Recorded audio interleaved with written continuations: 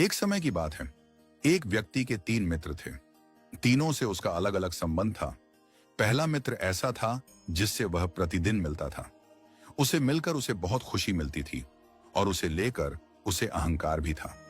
दूसरा मित्र ऐसा था जिससे वह हफ्ते में एक दिन मिलता था, लेकिन रोजाना उसे याद जरूर करता था और उसे बहुत ज्यादा प्रेम करता था। तीसरा मित्र ऐसा था जिससे वह महीनों में कभी कभी ही मिलता था, और वह भी बस थोड़े समय के लिए। एक दिन उस व्यक्ति पर एक गंभीर मुकदमा दर्ज हो गया।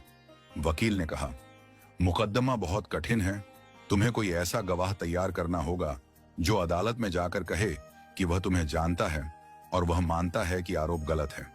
वह व्यक्ति घबरा गया, परंतु उसे अपने मित्रों की याद आई। उसने सबसे पहले अपने पहले मित्र के पास जाने का निर्णय लिया। वह दौड़ता हुआ अपने पहले मित्र के पास पहुंचा और बोला, मेरा प्रिय मित्र, मैं एक बड़ी मुसीबत में फंस गया हूं। मुझ पर झूठा मुकदमा लगा है। कृपया मेरे साथ अदालत चलो और मेरी गवाही दो कि मैं निर्दोष हूं। पहला मित्र हंसते हुए बोला, देखो भाई, हमारी मित्रता अवश्य है। मैं तुम्हें बहुत प्रिय भी हूं, लेकिन अदालत जाने की बात मत करो। मैं तुम्हारे साथ एक कदम भी नहीं चल सकता। यह सुनकर व्यक्ति बहुत आहत हुआ। जिसे वह अपना सबसे प्रिय मित्र समझता था, वह तो मुसीबत में साथ छोड़ चुका था। वह निराश होकर लौट गया। फिर उसे अपने दूसरे मित्र का ध्यान आया। वह उसके पास पहुंचा और कहा, भाई, मैंने तुम्हारे लिए हमेशा प्रेम और सम्मान रखा है।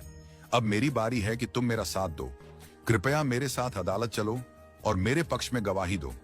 दूसरे मित्र ने थोड़ी हमदर्दी दिखाते हुए कहा, मैं तुम्हारे साथ अदालत तक तो चल सकता हूं, लेकिन अंदर जाकर गवाही नहीं दूंगा।